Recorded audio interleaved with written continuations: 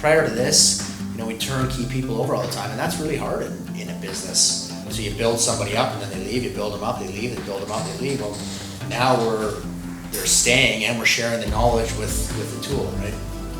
Employee turnover went almost to 0%. We had a lot of skeptics that thought, oh, this is just a new system, it's going to be more work, it's not going to help us. And in that first 90 days, you saw people go from this can never work to wow, this is great.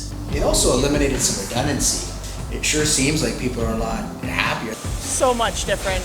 There's more communication between staff on the floor and management. Like before, we'd have to go running. Now, send messages. Hey, I need somebody out here.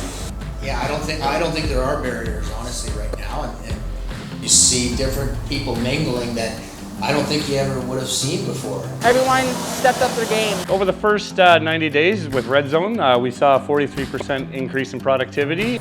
Our first Canadian winners of this evening, TMF Foods.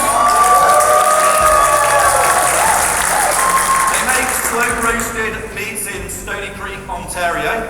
And with a 43% improvement in 90 days and 73% in the time since, you might describe it as a different world at TMF.